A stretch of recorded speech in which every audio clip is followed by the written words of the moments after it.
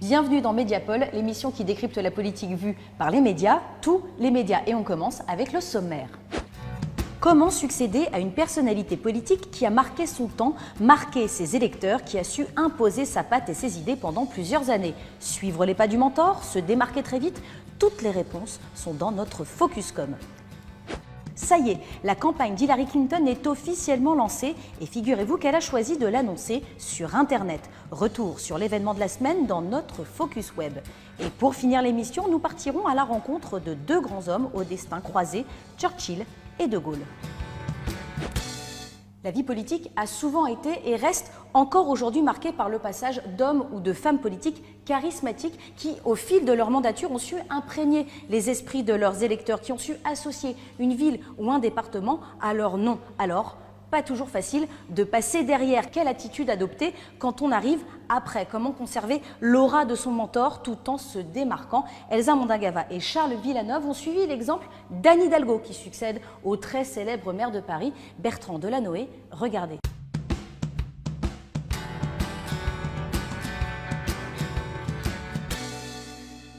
Bravo Paris et merci Paris! Pendant 13 ans, elle est restée dans l'ombre de Bertrand Delanoë. Mais le 30 mars 2014, Anne Hidalgo devient à son tour maire de Paris. Ce soir-là, c'est sur elle que l'attention se porte. Pourtant, elle appelle son prédécesseur à la rejoindre sur la scène, lui propose de dire un mot, même s'il décline. Anne Hidalgo embrasse son héritage, assume cette succession. Mais cela n'a pas toujours été évident pour elle. Pendant la campagne des élections municipales à Paris, la droite a choisi son angle d'attaque. Bertrand Delanoë a désigné celle qui prendra sa place. Anne Hidalgo serait alors une héritière. Une stratégie dont a été témoin le journaliste Vincent Nguyen. Il a suivi Anne Hidalgo et Nathalie Kosciusko-Morizet dans la course à la mairie de Paris. C'était un peu le boulet qu'elle traînait. Et c'était surtout l'argument que martelait NKM. Dire que c'est une héritière, c'est même pas forcément dire qu'elle s'est construite grâce à Bertrand Delanoë, c'est encore pire que ça, c'est de dire qu'elle elle ne va hériter que de la fonction, mais elle n'en a pas forcément les compétences. Voilà, quand on hérite d'une fortune, on ne la mérite pas forcément. Voilà. C'est vrai que la carrière d'Anne Hidalgo est intrinsèquement liée à celle de Bertrand Delanoë. Élu en 2001, il la nomme première adjointe et fera de même lors de sa réélection. Dès 2010, il annonce ne pas briguer de troisième mandat. La place est libre pour Anne Hidalgo, mais elle refuse d'y voir un cadeau. J'en ai quand même pris plein la figure pendant quelques années. Et je me suis dit, est-ce que ça vaut vraiment la peine de se battre à l'époque beaucoup contre, plutôt sa propre famille que l'extérieur. Quand on acquiert des compétences de cette façon-là, je peux vous dire que ça vous donne de la force. Au terme de succession, elle préfère donc celui de transmission. Héritier sonne parfois comme un gros mot en politique, peut-être encore plus, héritière. Caroline Dehaas est militante féministe. Elle a travaillé brièvement aux côtés d'Anne Hidalgo. Je trouve ça assez intéressant qu'on se pose cette question pour Anne Hidalgo, parce que je n'ai pas le sentiment qu'on se la soit posée beaucoup ces 50 dernières années, alors que la plupart des responsables politiques, qui étaient des hommes, qui ont exercé des responsabilités, ont à un moment ou un autre aussi été choisis par leurs prédécesseurs. Et donc je trouve ça interpellant que cette question de l'héritage, on se la pose au moment où c'est une femme qui devient maire de Paris pour la première fois. Je me dis, il y a peut-être un biais, quoi. Anne Hidalgo a fêté il y a quelques jours sa première année à la mairie de Paris. Elle s'y est affirmée, n'a pas hésité à exprimer ses désaccords, même face au gouvernement. Alors qu'Emmanuel Macron bataille à l'Assemblée nationale pour ouvrir les commerces le dimanche, elle fait part de ses vives réserves. Il faut aussi se poser la question de ce que ça signifie, une société dans laquelle le travail du dimanche devient la règle. Autre bras de fer avec Ségolène Royal, cette fois, qui retarde la mise en place de la circulation alternée à Paris lors du pic de pollution. Anne Hidalgo dépasse les débats parisiens. Elle prend position sur des sujets nationaux, voire internationaux, avec la candidature de Paris aux Jeux Olympiques. Une personnalité qui tranche avec l'image un peu lisse qui lui collait à la peau pendant la campagne. Pendant cette première année, lorsqu'il a fallu qu'elle s'oppose parfois souvent qu'elle apporte uniquement des nuances, mais parfois effectivement qu'elle s'oppose au gouvernement, ça n'a jamais été dans une stratégie de communication en se disant je veux absolument affirmer ma personnalité, me construire une popularité et donc je vais le faire sur le dos du gouvernement. À chaque fois, ça a été sur des sujets de fond qui étaient la nécessité de défendre ce qu'elle considère comme étant les intérêts de Paris et des Parisiens. Alors, Anne Hidalgo aurait-elle réussi à faire oublier Bertrand Delanoë? Elle a en tout cas réussi son passage de première adjointe à maire de la capitale. Mais c'est aussi parce que Bertrand Delanoë s'est effacé. À part en de rares occasions, comme lors des attentats de janvier dernier, il s'est montré très discret, de quoi permettre à celle qui lui a succédé de prendre toute sa place.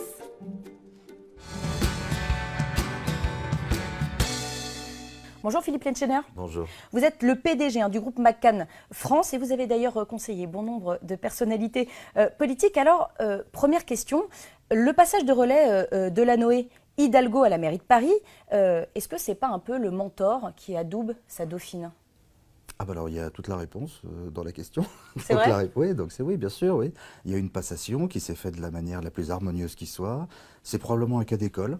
Pour la petite histoire, c'est un cas d'école dans bien des sens. Pourquoi? C'est-à-dire, c'est un cas d'école parce que, alors on va essayer de se les prendre dans l'ordre. D'abord, toute velléité de contestation ont été étouffées de manière assez remarquable. Ensuite, la deuxième chose, c'est que Bertrand Delanoë a expliqué qu'il y aurait une continuité dans le travail, mais qu'elle avait sa personnalité. Force est de constater qu'elle a eu sa personnalité, parce qu'on voit très très bien deux types de gestion et deux types de personnalités très différentes. Si on veut les résumer très rapidement. Bertrand Delanoë, le jour où il est élu, le soir où il est élu, il y a un chapiteau qui est devant la mairie, il montre la mairie du doigt et il dit aux dizaines de milliers de personnes qui sont là, c'est votre maison, désormais vous allez vous la réapproprier, je vous permettrai d'y rentrer.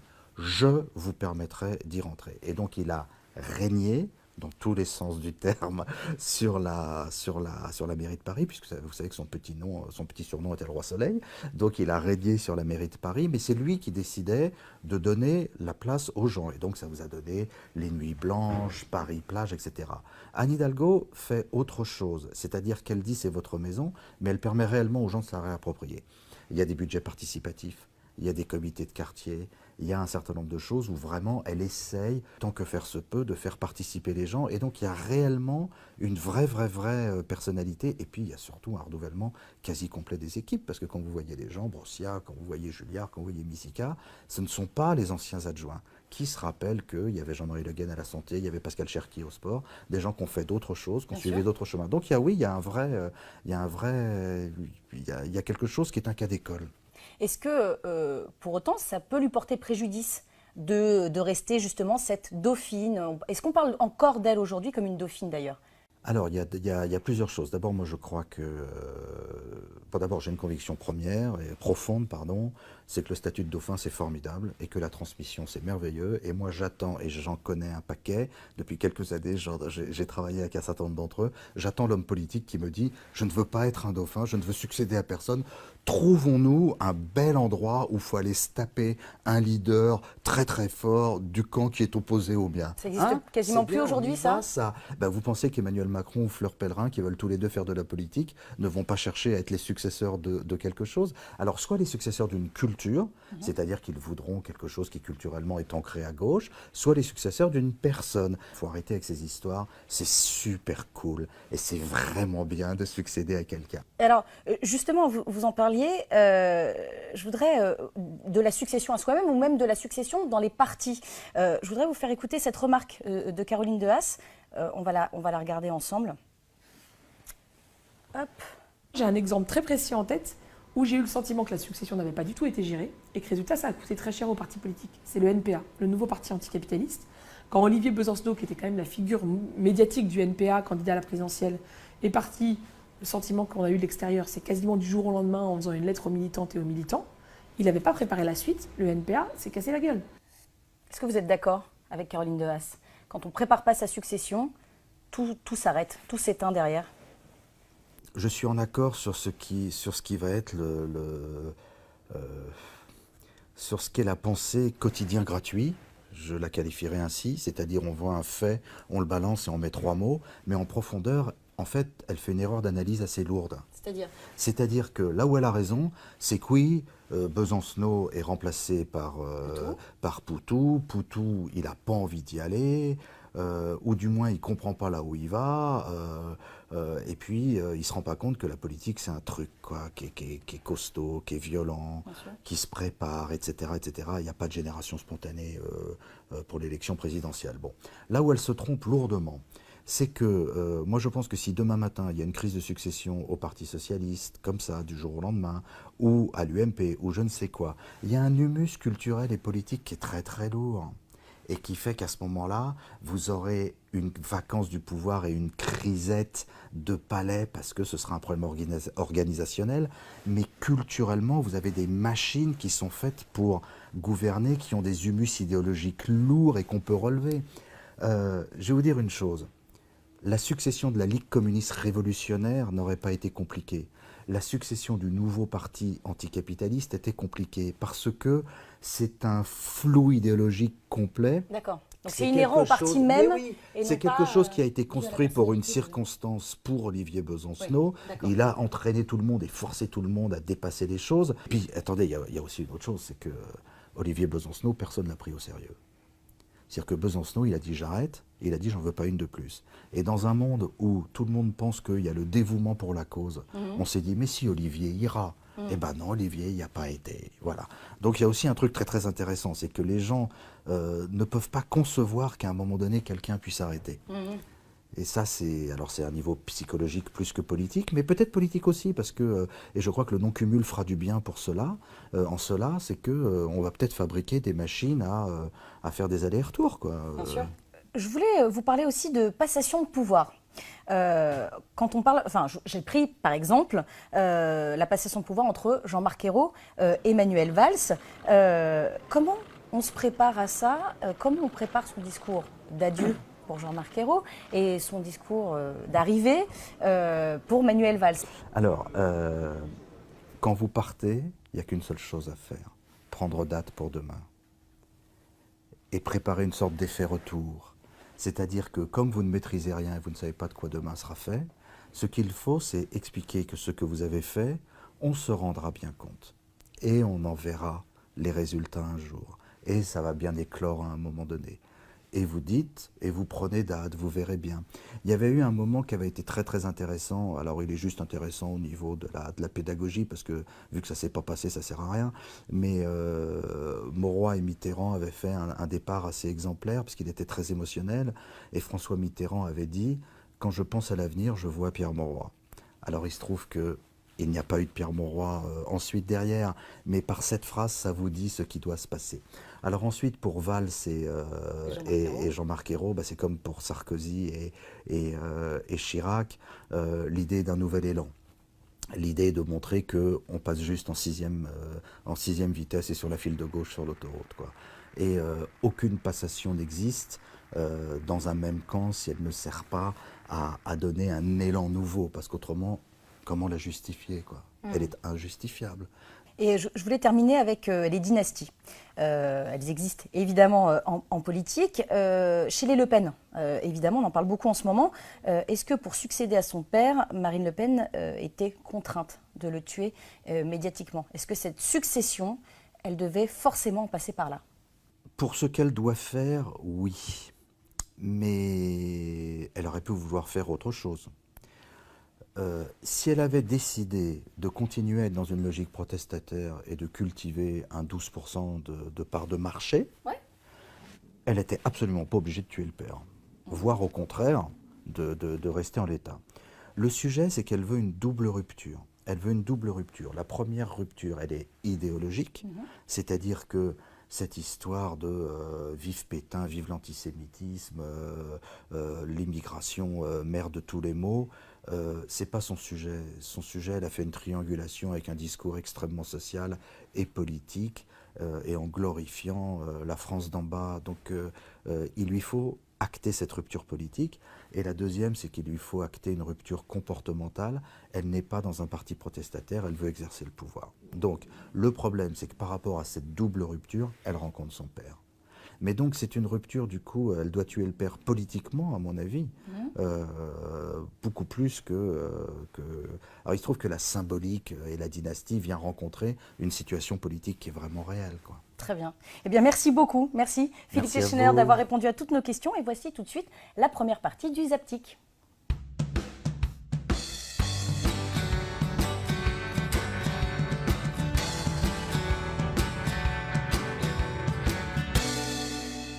On a une sarkozyste, un pro-Le-Maire, un juppéiste. Ça va, vous avez trouvé un accord, vous êtes rassemblés? Un vrai rassemblement. Ouais, tout va bien. Tout le monde est heureux, c'est parfait. S'il y a 3 millions d'électeurs, naturellement, je respecterai le verdict des primaires. Je pense que je les gagnerai quand même. Hein. Je ne pars pas battu. Et si je ne les gagne pas, je jouerai le jeu et j'apporterai mon soutien à celui qui les aura gagnés. Et s'il n'y a que 500 000 électeurs? S'il y a 500 000 électeurs, je pense qu'elles n'auront pas de signification véritable. Enfin, c'est quand même la victoire de Sarkozy, on peut le dire. Donc c'est peut-être pour lui l'occasion de distancer ses adversaires à l'UMP. Ah, t'as vu comme elle est contente? Je serai candidat à la primaire, je le dis depuis des mois, et surtout je bâtis un projet. Parce que ma candidature n'est pas simplement une question personnelle, une question d'ambition. Quel fouteur de merde! Mais pas du tout, je pense qu'il a un sens des réalités. Qu'en dit le juppéiste? Il va bien, le juppéiste. Il est assez Il est serein. Il est assez tranquille, je dois dire. J'ai appris pendant mon procès en appel, ça se passait à la cour d'appel de Versailles, que ma mère venait de mourir. Il a fallu que mon avocat fasse preuve de beaucoup de conviction pour que j'ai l'autorisation d'interrompre l'audience et d'aller aux obsèques de ma mère. Voilà. Finalement, l'idée que... Quelle machine. Quelle machine. Les primaires vous redonnent espoir. Vous vous dites que vous pourriez peut-être vous présenter. Ah, vous avez vu? La parole est d'argent, le silence est d'or. Bah, surtout dans mon cas. Hein. Et quand on se tait, on a l'air rassemblé à l'UMP. Enfin, dans mon cas, le silence est d'or. Est-ce qu'on fait des réformes radicales? Comment on les fait? Dans quel délai on les fait? Et aujourd'hui, je ne veux pas paraître immodeste, mais je suis le seul à porter ce message, ce projet, cette méthode radicale de changement. S'il a l'intention de faire campagne, on ne va pas l'empêcher de faire campagne. Je préfère à l'intérieur, je préfère que François Fillon fasse campagne à l'intérieur qu'à l'extérieur, si vous voyez ce que je veux dire. Votre engagement politique est, dites-vous, lié à votre idéal religieux. En quoi? Je ne sais pas d'où vous sortez cette phrase. Alors c'est le Nouvel Économiste, ça date de 2004. Hein. Mon catholicisme est sûrement à la base de mon engagement politique. La politique, c'est améliorer la vie des gens, les recevoir, leur parler, tout ça. Et ben voilà, vous avez la réponse, il fallait lire la citation en entier. C'est ça. Très bien. Bien, bah écoutez, je suis enchanté. Mais vous pouvez dire un petit mot, non, on va faire des choses. Quelques mots. Alors, ça vous fera plaisir. Printemps 2013, c'est là que nous sommes. Claude Guéant est mis en cause dans plusieurs affaires, notamment celle des primes de cabinet et celle de ses tableaux vendus à des prix astronomiques à un collectionneur dont la trace se perd en Asie. Il a l'impression de payer pour les autres et au téléphone, ça donne ceci. Je suis complètement capable de déraper, de faire la une des vidéos gags et des pendant 10 ans. Bon, alors on laisse alors, Martin. je ne suis pas sûr que ce soit une bonne chose. Donc on laisse Martin faire. Par contre, ça peut être excellent. Et ça peut être aussi... Est-ce que, je sais pas si on prend le risque alors. Est-ce que je leur dis que je suis plus socialiste que les 35 heures de Martine Aubry? Vous voyez, c'est ce genre de truc. Quand tu vois certains et que tu sais ce qu'ils ont fait ou font, je sais quelques petits trucs quand même. Alors sa fille est en colère, notamment contre Nicolas Sarkozy. Il aurait pu faire quelque chose pour toi, dit-elle à son père. Je pense aussi, répond Guéant. Oui, il a intérêt à se méfier parce que le jour où tu vas décider de balancer, dit la fille, aussitôt interrompue par son père, oh, je vais pas balancer. Oubliez l'UMP, dites bonjour aux Républicains. Ce nouveau nom devrait, sauf surprise, être soumis au bureau politique début mai. L'occasion pour le parti de droite de prendre un nouveau départ. Yes. Donc c'est pas un enterrement. Est-ce que c'est un nom qui vous convient? Je suis pas sûr que l'enveloppe... Pas d'enthousiasme. Non, c'est pas un enthousiasme ou... C'est une bonne façon, je pense, de faire oublier les déboires de l'UMP. Voilà. Où tu vas comme ça, Polo? Bah, à la réunion du parti. T'as ta carte des Républicains? Non. Bah alors tu peux pas rentrer. Sans carte des Républicains, pas de réunion. Bon, laisse-moi passer, là. Tu fais encore un pas et c'est mes Santiago, taille 44 dans tes roupettes. On est peut-être républicains, mais on reste des bonhommes. Ça colle parfaitement à ce qu'est Nicolas Sarkozy. C'est-à-dire un atlantiste, fasciné par le modèle américain, toujours plus fasciné par le modèle américain que par le modèle français, fasciné par l'obsession sécuritaire des États-Unis, fasciné par le bling-bling des États-Unis. Les Français ont été républicains avant les Américains, quand même. Il faut quand même le dire. Donc on ne peut pas laisser le monopole des Républicains aux Américains, mais il va aussi être un peu difficile de justifier le monopole des Républicains pour un parti, parce que ça laisserait supposer que les autres partis ne sont pas républicains. Il est le président, je suis le Premier ministre, je ne suis pas son collaborateur. Le ministre collaborateur, c'était François Fillon avec Nicolas Sarkozy. C'est une erreur d'interprétation sur ce que sont les institutions, et c'était méprisant à l'égard d'un homme, mais c'est Nicolas Sarkozy. Vous savez, il n'aime pas les gens. Ça accroche bien. On sent que vous avez piloté, hein. On sent, mais ça se voit. Hein. Alors attention, le virage assez rapide, parfait. Ah, c'est dur ce que vous venez de dire. Il n'aime pas les gens, non, je crois. Nicolas Sarkozy n'aime pas les gens. Je crois qu'il n'aime pas les gens. Et puis surtout, il est en permanence, ce qui n'est pas le cas de François Hollande, dans un esprit de revanche. Et la revanche sur les autres, les adversaires politiques, mais surtout sur les Français, elle est toujours mauvaise conseillère. Allez, allez. Vous arrivez fort sur l'arrivée. Ouais, pas mal du tout. François Fillon, vous avez fait 1,41 et 51 centièmes. C'est le 4e meilleur temps, François Fillon. Bravo. Barack Obama l'a dit, elle ferait une excellente présidente des États-Unis. Hillary Clinton s'est officiellement lancée dans la course à la présidence de son pays, mais devinez comment ? Par Internet. Évidemment, elle a d'abord publié sur son site sa propre vidéo de campagne qu'elle a doublée d'un tweet sur son compte officiel. Hillary Clinton mise beaucoup sur le web et les réseaux sociaux. Toutes les explications de Camille Vigogne.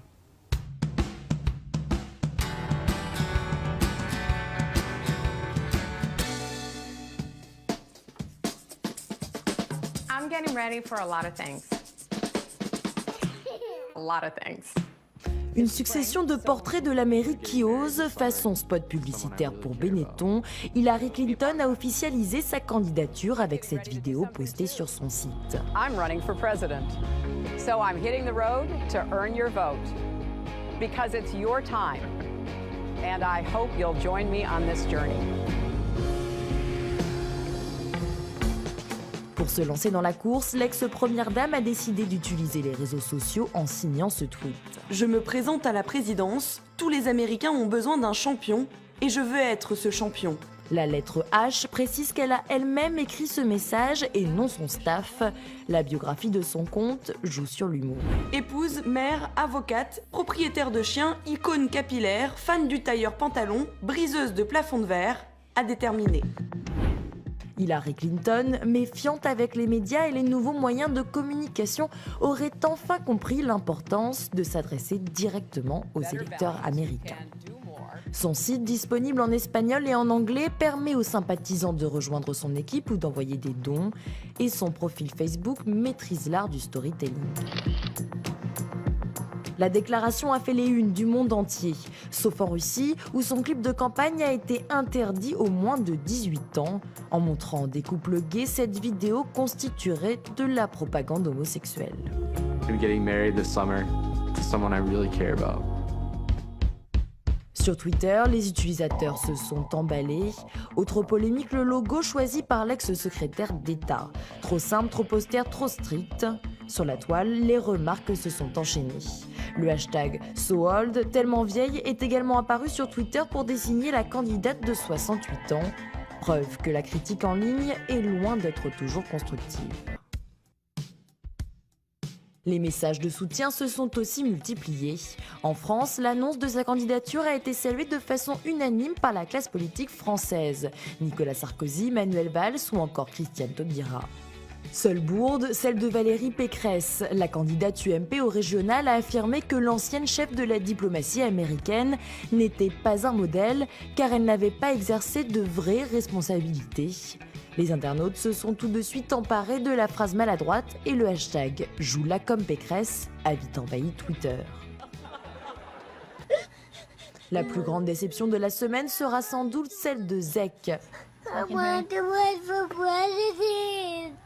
Pas facile pour ce petit garçon de se faire voler la vedette par la candidature encombrante de l'ex-première dame.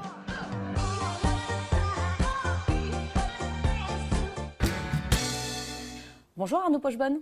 Bonjour. Vous êtes directeur général de Weber Shandwick France, spécialiste de la réputation. Alors cette web candidature d'Hillary Clinton, qu'est-ce que vous en pensez? Je trouve qu'elle est plutôt réussie et je pense qu'elle a fait ce qu'il fallait faire. Il y a une énorme évolution avec déjà la première candidature d'Obama, puis 2012, qui ont marqué un vrai shift où finalement la communication politique, notamment aux États-Unis, est passée d'une communication où le sujet c'était l'électeur, vers une communication où l'objectif c'était plutôt d'engager l'électeur, d'engager l'opinion publique. Aujourd'hui, Hillary Clinton, elle a un hub à travers un site de contenu qui est nourri quotidiennement par de l'actualité, des prises de position, des contenus engageants sur ses idées, mais également complété par un compte Flickr qui reprend des photos d'elle et qui la met en scène à travers toute une série de photos d'elle au milieu des Américains, compte qui sert surtout à pouvoir partager des contenus visuels qui vont pouvoir être repris par les internautes eux-mêmes pour communiquer sur leur compte Facebook ou Twitter ou autre, mais également qui vont pouvoir permettre de véhiculer une image positive de la candidate. On a également le compte Twitter qui permet du coup d'être dans une logique de recrutement, d'engagement, mais également d'interaction avec l'actualité. Puis dernier point, c'est évidemment le compte YouTube qui permet de partager des vidéos, compte qui est assez suivi. Il y a plus de 4 millions d'Américains qui ont été sur ce compte pour voir la vidéo de campagne et qui a permis du coup à Hillary Clinton de pouvoir avoir une prise de position forte avec, on remarquera sur chacune de ces plateformes, une vraie cohérence graphique, visuelle, avec un logo qui a pu être critiqué par certains, mais qui par sa simplicité permet à Hillary Clinton de jouer cette carte de proximité, de simplicité et d'accessibilité vis-à-vis du public américain. Après, on peut s'interroger concernant le compte Twitter sur le fait qu'elle a quand même très peu elle a un nombre de followers qui est extrêmement important, de plus de 3 millions 300 000 personnes, ce qui est quand même assez important.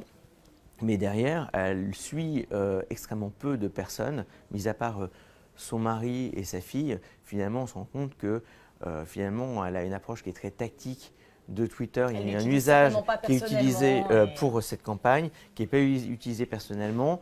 Il va falloir qu'elle s'implique un peu plus si elle veut exploiter au mieux cette plateforme, surtout si elle revendique une volonté de proximité. Très bien. Il y a une autre femme qui, elle aussi, s'est lancée officiellement dans la campagne. Mais cette fois, la campagne pour la région Île-de-France, c'est Valérie Pécresse. Et pour communiquer, elle diffuse sur son site une web-série en 5 épisodes pour critiquer le bilan socialiste. On va regarder tout de suite un exemple sur les transports. Alors, qu'est-ce qui vous arrive? C'est une véritable épreuve que de prendre les transports en commun en 2015 et en Île-de-France. Vous savez, quand je suis sur le quai, mon cœur il monte à 130 km/h. 130 oui, et je vous avoue, je préférais inverser avec le RER qui ne dépasse pas les 60. Et puis quand je monte dans le wagon, je me dis c'est bon. Non, c'est encore la foire pour s'asseoir. J'ai la solution.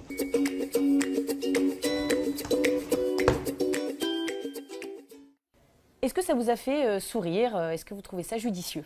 Alors, tout d'abord, je voudrais dire que je trouve que Valérie Pécresse est une femme politique qui a assez bien compris l'usage de la communication digitale et qui a pu le montrer. Elle a un compte Twitter qui est assez bien tenu, avec un nombre de followers qui est quand même honorable, de mémoire 150 000 à 160 000 followers. Et elle est assez active, elle suit près de 900 comptes. Ouais. Donc on voit qu'en tout cas, elle a compris l'usage Internet et elle est sans doute plus active pour le coup que Hillary Clinton, en tout cas quand on va sur son compte.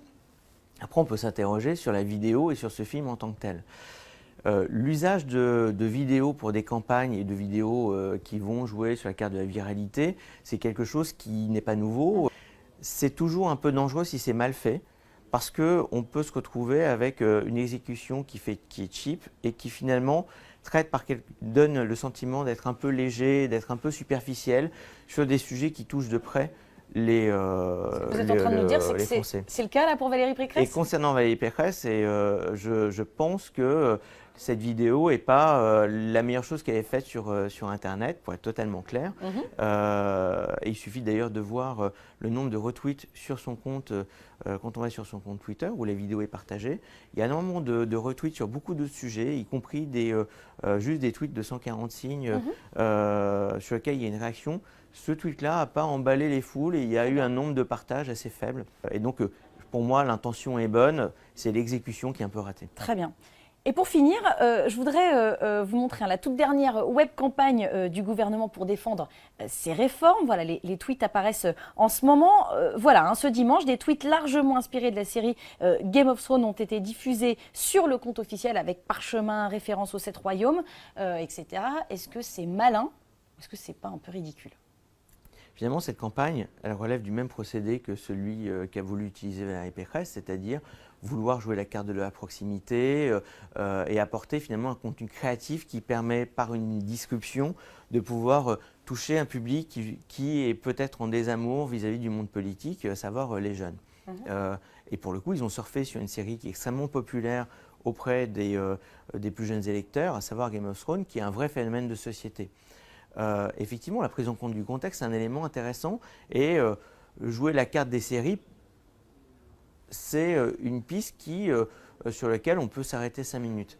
Maintenant, il y a un enjeu qui est un enjeu de lisibilité, mais également de posture. C'est une communication qui est faite par le gouvernement, une communication publique, gouvernementale, dans un contexte social et économique extrêmement tendu. De jouer sur les codes du conte, même moderne, qu'est celui de Game of Thrones, qui est un jeu de fantasy en reprenant et en mettant des dragons et une écriture gothique sur le site d'information du gouvernement, et en s'adressant aux nobles des 7 royaumes. Je trouve ça assez maladroit. C'est rien que de le dire, et je pense que c'était assez malvenu parce que ça donne vraiment le sentiment d'une superficialité qui est tout ce dont le gouvernement a besoin pour démontrer qu'il est engagé au quotidien sur le terrain. Et je les inviterai à regarder pour le coup ce que fait Hillary Clinton sur Internet s'ils veulent améliorer leur communication. Très bien. Merci beaucoup Arnaud Pochbonne, merci pour cet éclairage, et voici tout de suite la fin du Zaptic.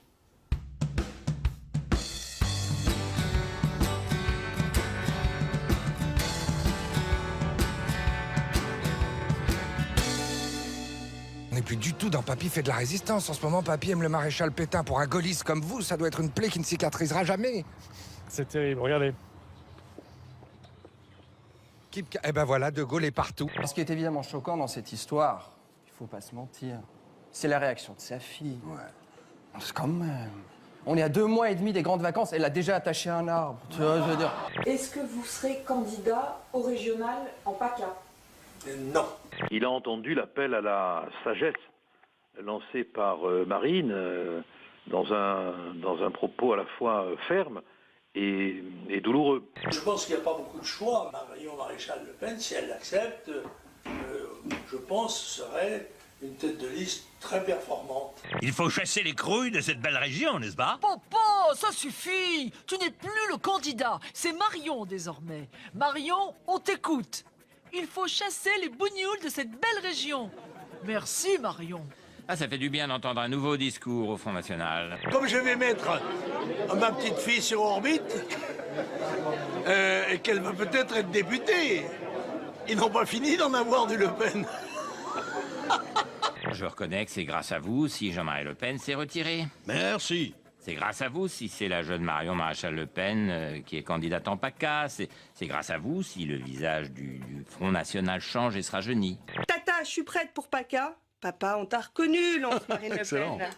C'est grâce à vous si le FN est dédiabolisé et peut accéder au pouvoir. Voilà, c'est quand même pas compliqué. Jean-Jacques Bourdin, agitateur de mauvaises idées depuis 2007. Pas question pour la députée du Vaucluse de se présenter avec Bruno Gollnisch comme le souhaitait Jean-Marie Le Pen. La petite dernière de la famille entend se débarrasser de l'image controversée de l'ancienne garde du parti d'extrême droite. Nous avons 2 candidatures, celle de Marion, dont il n'est pas un secret que je considérais qu'elle était la meilleure, et celle de Bruno Gollnisch. Le bureau politique se déterminera. La France se dirige-t-elle vers une surveillance de masse de ses citoyens ? C'est ce que craignent plusieurs associations réunies hier devant l'Assemblée pour dénoncer le projet de loi sur le renseignement présenté dans l'hémicycle par Manuel Valls. Demain, si vous ou l'un de vos proches êtes soupçonné, on pourra tout intercepter. Vos appels, vos SMS, vos mails. Plus de filature à l'ancienne, des mouchards GPS sur votre voiture ou vos objets personnels, vous voilà géolocalisés, facile à pister. L'espion de demain pourra s'introduire jusque chez vous, dissimuler micros et caméras. Il se fera hacker pour infiltrer votre ordinateur et grâce à un logiciel inédit, enregistrer ce que vous êtes en train de taper, là, maintenant. Qu'y a-t-il dans ce texte qui ne vous plaît pas, Olivier Besancenot? À peu près tout.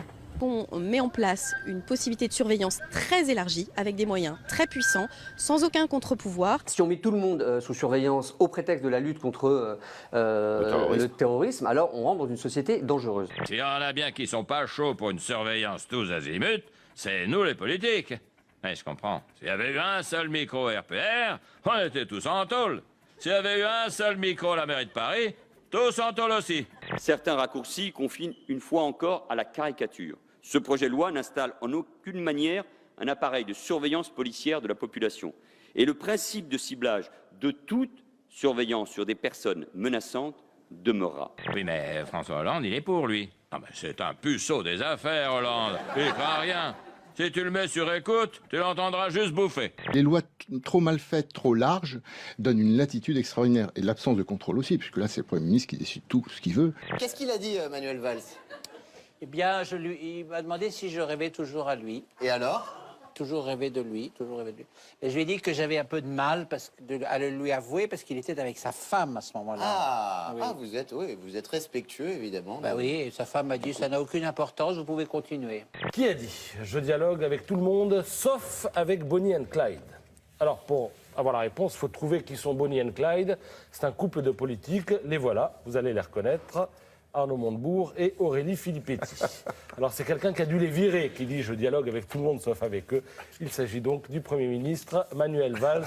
Là je vais le dire, c'est qu'au début du dossier Mittal, du dossier Florange, c'est un dossier qui a échappé à Matignon. Et puis quand ça a commencé à devenir difficile, un peu compliqué, il est revenu à Matignon. Il y a eu aussi les mots blessants d'Anne Gravoin, la compagne de Manuel Valls, à l'encontre de votre mère, qui disait « Une musicienne, c'est plus glamour que Banamero, prof d'allemand dans la banlieue de Nantes. » On l'a pas dit comme ça. Ton ministre t'insulte, le président te demande de faire en sorte qu'il reste au gouvernement et tu le fais, quoi. C'est-à-dire que c'est pas une couleuvre, là, c'est... Non, mais je dis que je le regrette. Ma loyauté a été poussée à l'extrême, je le regrette. Churchill, De Gaulle, deux grands hommes d'État au destin exceptionnel, figure majeure de la Seconde Guerre mondiale, chefs de guerre, fins politiciens, grands écrivains, grands orateurs, à la fois alliés et frères ennemis. Le musée de l'armée des Invalides met en parallèle les parcours des deux hommes à travers des centaines de documents, d'objets d'époque et même pour la première fois montré au public le véritable manuscrit des mémoires de guerre écrits par De Gaulle. Une exposition magnifique, regardez.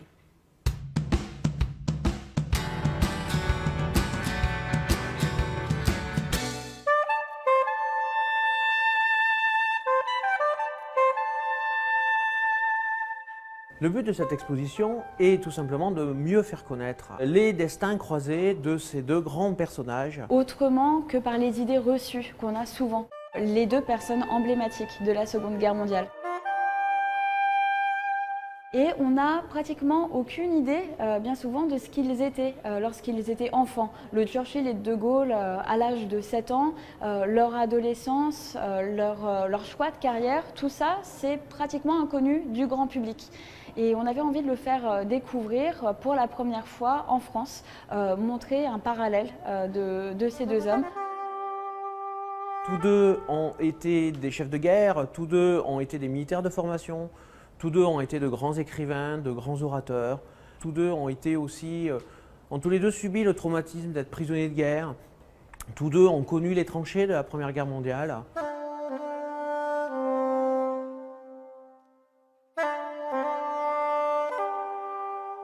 Ce qui les unit, c'est l'amour de leur patrie. Tous les deux vont défendre becs et ongles l'Empire britannique pour l'un, la France pour l'autre. Les services britanniques vont armer la résistance française, vont lui envoyer les postes émetteurs-récepteurs qui vont lui permettre de rester en contact avec Londres, vont l'armer avec par exemple cette mitraillette Sten qui va devenir l'arme emblématique de la résistance, mais ils vont aussi envoyer toute une série de gadgets. L'un des membres des services secrets de la Royal Navy est un certain Ian Fleming, et on voit bien ce qui va devenir plus tard James Bond, le gadget qui fait un peu l'apanage des services secrets britanniques.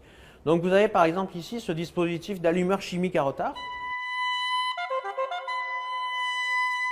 Tous les deux ont aussi beaucoup de points de différence. Ils sont de milieux sociaux très différents. L'un est excentrique, l'autre est beaucoup plus rationnel. L'un est exubérant, l'autre est aussi beaucoup plus simple. Tous deux défendent la souveraineté de leurs nations respectives. Et c'est ça qui va parfois provoquer des frictions énormes avec Churchill parce qu'il défend la France et Churchill défend la Grande-Bretagne. C'est souvent quand on parle de l'exposition de Churchill-de Gaulle, on nous dit mais les deux hommes se détestaient. Eh bien non, on veut vraiment mettre fin à toutes ces légendes noires qui peuvent entourer les deux hommes. Charles de Gaulle arrive en Grande-Bretagne, il est envoyé par Paul Reynaud. C'est un inconnu de Churchill, mais ce n'est pas un homme venu de nulle part. Et il va l'aider dans sa démarche, notamment en lui donnant la parole au micro de la BBC le 18 juin 1940. Ce qu'ils ont en commun, ce sont leurs mémoires de guerre. Charles de Gaulle écrit à Colomba les deux églises dans son salon. Il griffonne beaucoup, d'où les difficultés qu'on peut parfois avoir à déchiffrer son écriture. Quant à Churchill, il s'entoure de ce qu'il appelle son syndicate, qui est une équipe de 30 personnes. Donc il dicte ses mémoires. Ensuite, il a des personnes qui ont collecté des documents et il découpe tous ces documents, il les colle sur une longue feuille de brouillon. Ensuite, chacun des intervenants, de ses secrétaires, de ses assistants, intervient avec chacun une couleur différente. C'est ça, la manière d'écrire de Winston Churchill, c'est un travail d'équipe.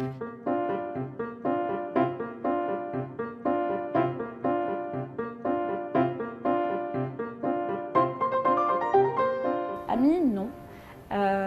C'est vraiment le respect qui les unit.